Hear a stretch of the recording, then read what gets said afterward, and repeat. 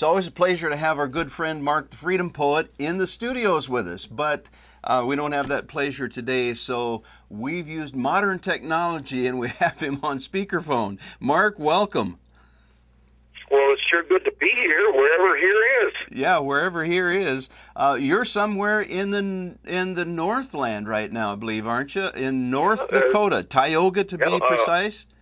No, I'm actually in Fargo right now, but I'm on the radio each day in both Tioga, KTGO 1090 AM, and AM 1100 The Flag in Fargo from 2 to 5 Central Time each day. Every single day?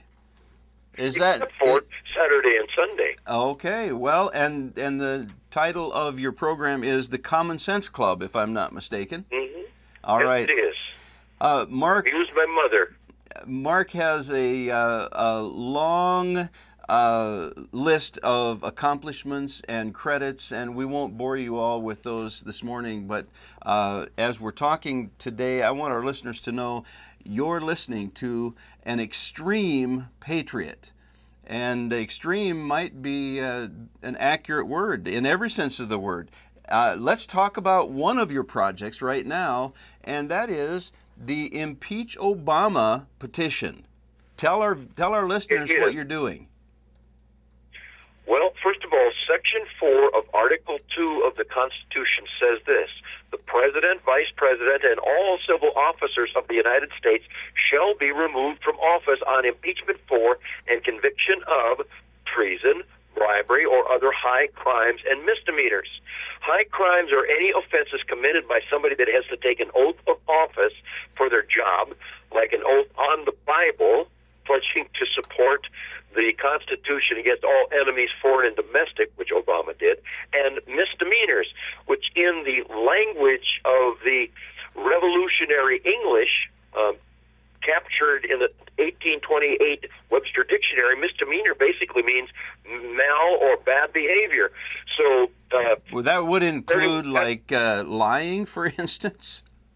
Lying is a high crime and it's a misdemeanor. It absolutely is very, very impeachable. And because of this, also I think of the impeachment as a large sword that our founding fathers gave us, and it has been really neutralized by ignorance. And but the thing is about the more you talk about impeachment, the more you draw attention to this amazing Constitution. Should I just read you this simple? It's a very short little petition I have. Would you please? I'm interested, and I know our listeners are as well. Okay, we the people of the state of, and then fill in the blank, and the congressional district, and the fill in the blank, for example, South Dakota, Congressional District 1, do hereby instruct our congressional representative, in your case, Kristi Noem, to bring these petitions demanding the impeachment of President Barack Obama to the Judiciary Committee of the United States House of Representatives. Encourage that committee to send an impeachment recommendation to the full House for a vote. We believe this president is wholly unfit for service as president because, 1, he is guilty of the high crimes of bribery, extortion, and perjury. 2, he is guilty of the many misdemeanors or misbehaviors of laziness, prejudice, incompetence, wastefulness, and unseemingly arrogance. 3, he has given countless examples of aid and comfort to our sworn enemies and is thereby guilty of treason. 4, Barack Hussein Obama took an oath of office on the Bible to defend our Constitution against all enemies, foreign and domestic. He is the greatest threat to our Constitution in our nation's history. Mark, that's excellent, and it reminds me of the list of grievances that our forefathers delivered to the motherland before the Revolutionary War.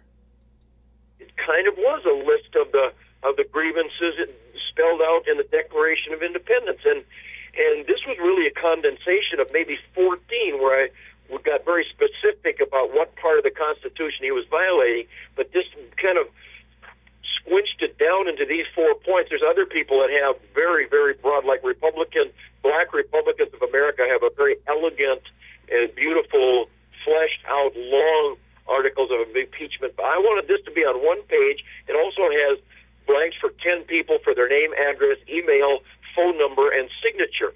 And so and I encourage people, if they use this thing, there is a tipping point at which their congressman will get real serious about feeling the heat of his constituency. Mark, we're out of all you need to do is get 218, a simple majority of the House of Representatives to impeach. That's like an indictment.